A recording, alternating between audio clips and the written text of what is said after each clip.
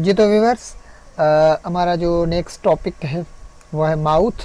और पहला हमने टॉपिक आपको जो है वो वीडियो बना के उसकी सेंड कर दिया। माउथ यानी वाता, the organs of digestive system in which both chemical and physical digestion takes place in the mouth.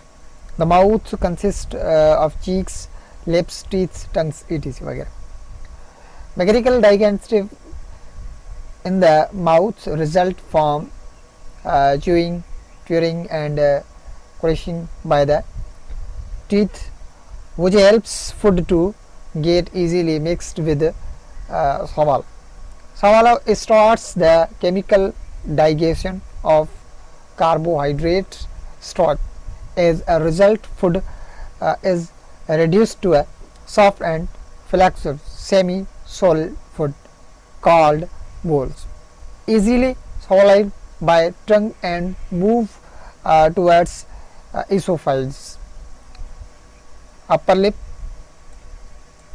okay, and teeth, tongue, lower lips.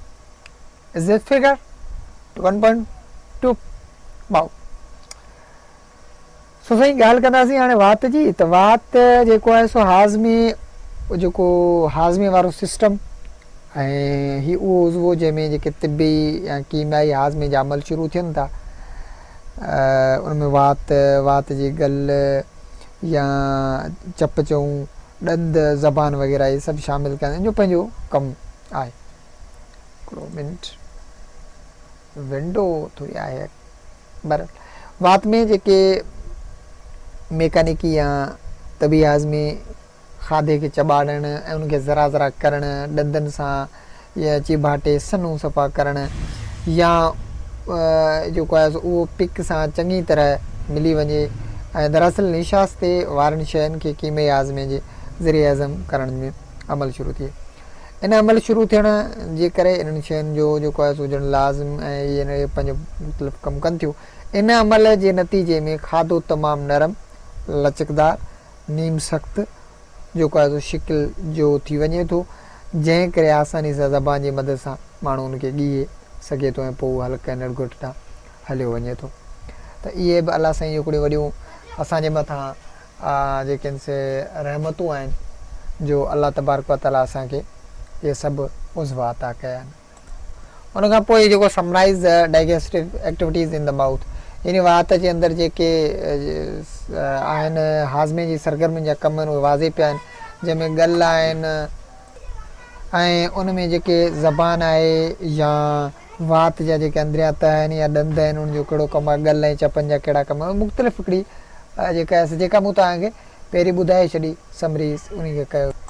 उनखां पोइ आहे एसोफेजियस फूड पाइप, निड़घुटी या खाधे वारी जेका नली आहे उनजे बारे में पाण पढ़ंदासीं। एसोफेजियस एक्ट्स एज अ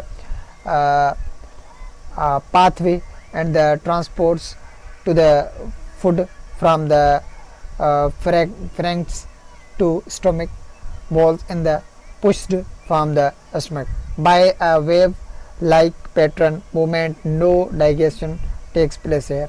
यानी जेका निड़घुट या नड़ी खाधे खे जेका असां हल्क खां मैदे ताईं पहुचाइण में या गुज़ुर्गाह या रस्तो चइजे उनमें कमु करे थी। ऐं वात वारे जेके चॿाड़ियल पाण जेको खाधो आहे उनखे जेको आहे सो निड़घुट या निड़ी लहरनि जे सूरत में जेका आहे चुरपुर कराईंदी मैदे ॾांहुं धिके अची पहुचाए थी। निड़घुट में हाज़मे जो को बि अमल अहिड़ो नाहे थींदो, इहो फ़क़ति जेको आहे सो उन खाधे खे खणी पहुचाए थी। उनखां पोइ stomach from the esophageal balls enter into the stomach.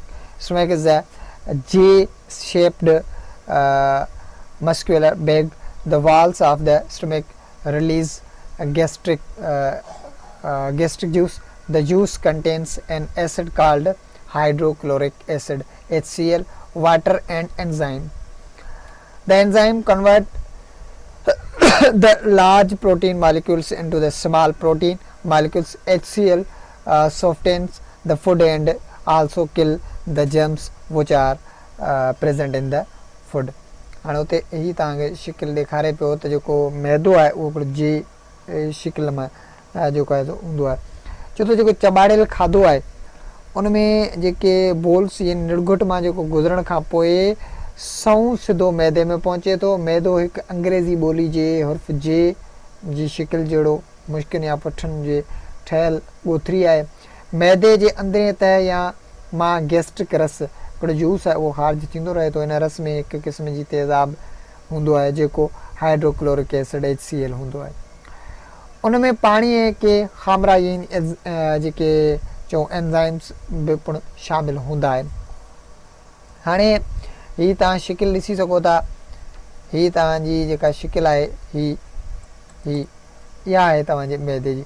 हाणे इहे खामराइ एंजाइम्स लहमियात जे वॾनि मालिक्यूल्स खे टोड़े नंढनि मालिक्यूल्स में बदिलाए छॾींदा आहिनि ऐं जेके हाइड्रोक्लोरिक एसिड खाधे खे नरम बनाए ऐं खाधे में मौजूदु जेके जीवड़नि खे मारे ख़तमु करे छॾींदा आहिनि। हीअ तव्हांखे ॾिसो तव्हांजो खाधो कीअं अचे पियो। हीअ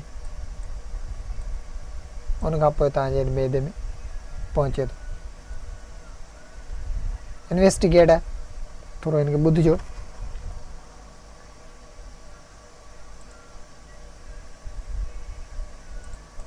हाणे हिन में चए थो HCl is the stomach also damage the walls of the stomach that cause stomach ulcer. यानी हीअ जेको HCl आहे इहो तेज़ाब जेको आहे जॾहिं हिन मैदे जे पासनि दीवारनि यानी पासनि खे जॾहिं लॻंदो आहे त पोइ उनखे जेको आहे सो नुक़सानु पहुचाईंदो आहे। उनमें अल्सर जेके आहिनि से पैदा थींदा। पोइ पाण चवंदा आहियूं मैदे जो मरीज़ आहे, माण्हू हुनखे फलाणी शइ बाहि नथी पए। Find out about the cause and preventive measure of ulcer. यानी हिन में जॾहिं इहे अल्सर जेके आहिनि से पैदा थींदा आहिनि त पोइ हुन मां मैदे जो जेको आहे सो बीमारियूं जनम वठंदियूं आहिनि।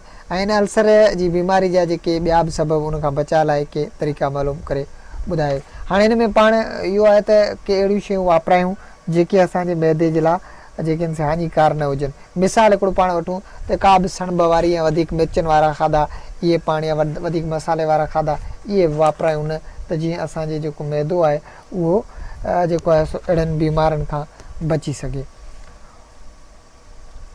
उनखां पोइ आहे mechanical digestive the stomach result is the mixed waves in the which balls of the completely mixed with the gastric juice. Gastric juice start the chemical digestion of protein. As a result, balls to the converted into the semi-liquid food called chyme. Food held in the stomach several hours and gradually the stomach empties in the it is contained into the small intestine. मैदे में जेके तिबी ऐं मैकेनिकी जेके हाज़मी जो खाधे खे मिलाइण वारियूं जेके लहरूं आहिनि जे वसीले थींदो आहे। इन्हनि में बोल्स यानी चॿाड़ियल खाधो जेको आहे गैस्ट्रिक रतोबतनि सां चङी तरह मिली वेंदो आहे। गैस्ट्रिक रतोबत लहमियात या प्रोटीन जी कीमियाई हाज़मे जेको आहे सो शुरू करण लाइ कमु अचे थो। हिन कीमियाई हाज़मे जे करे बोल्स यानी नीम पाणियात जेके वारे खाधे जी सूरत इख्तियार करे थो जंहिंखे च्वाइम चइबो आहे। खाधो जेको आहे सो मैदे जे अंदरि केतिरनि ई कलाकनि ताईं मौजूदु हूंदो आहे। पोइ आहिस्ता आहिस्ता